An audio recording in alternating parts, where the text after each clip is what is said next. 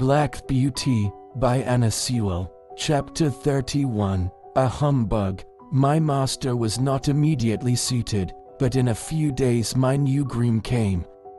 He was a tall, good-looking fellow enough, but if ever there was a humbug in the shape of a groom, Alfred Smirk was the man. He was very civil to me, and never used me ill. In fact, he did a great deal of stroking and patting, when his master was there to see it. He always brushed my mane and tail with water, and my hoofs with oil before he brought me to the door, to make me look smart, but as to cleaning my feet, or looking to my shoes, or grooming me thoroughly, he thought no more of that, than if I had been a cow. He left my bit rusty, my saddle damp, and my crupper stiff. Alfred Smirk considered himself very handsome. He spent a great deal of time about his hair, whiskers, and necktie, before a little looking-glass in the harness room.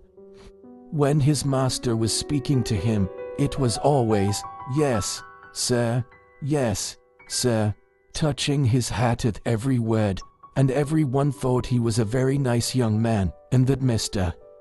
Barry was very fortunate to meet with him. I should say he was the laziest, most conceited fellow I ever came near. Of course it was a great thing not to be ill-used, but then a horse wants more than that.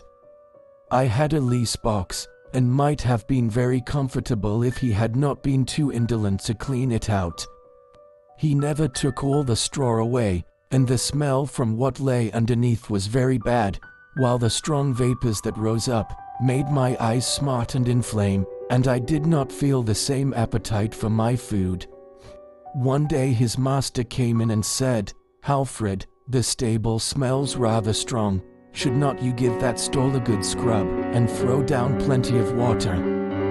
"Well, sir," he said, touching his cap, "I'll do so if you please, sir, but it is rather dangerous, sir, throwing down water in a horse's box. They are very apt to take cold, sir.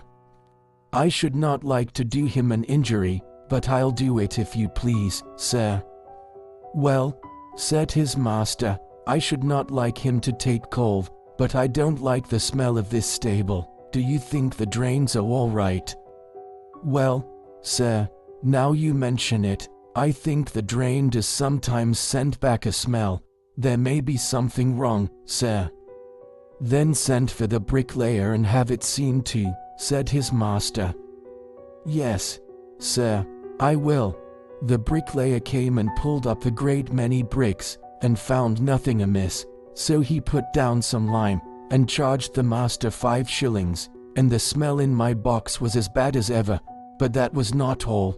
Standing as I did on a quantity of moist straw, my feet grew unhealthy and tender, and the master used to say, "I don't know what is the matter with this horse, he goes very fumble-footed. I am sometimes afraid he will stumble." "Yes, sir," said Alfred, "I have noticed the same myself, when I have exercised him." Now the fact was, that he hardly ever did exercise me, and when the master was busy, I often stood for days together without stretching my legs at all, and yet being fed just as high as if I were at hard work. This often disordered my health, and made me sometimes heavy and dull, but more often restless and feverish. He never even gave me a meal of green meat, or a bran mash, which would have cooled me, for he was altogether as ignorant as he was conceited, and then instead of exercise or change of food, I had to take horse balls and draughts, which, beside the nuisance of having them poured down my throat, used to make me feel ill and uncomfortable.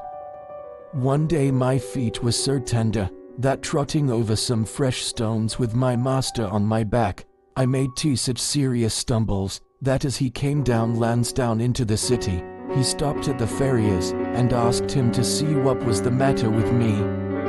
The man took up my feet one by one and examined them.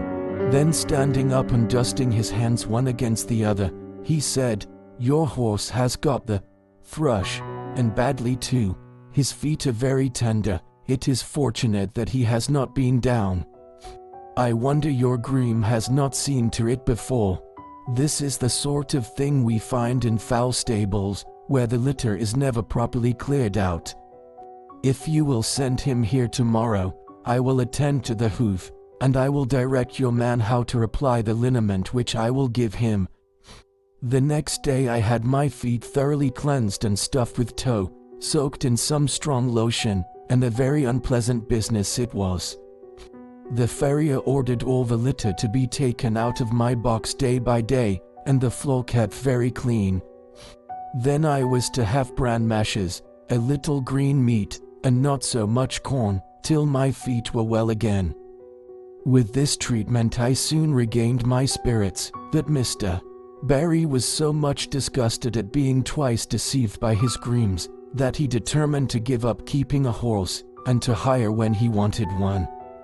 I was therefore kept till my feet were quite sound, and was then sold again.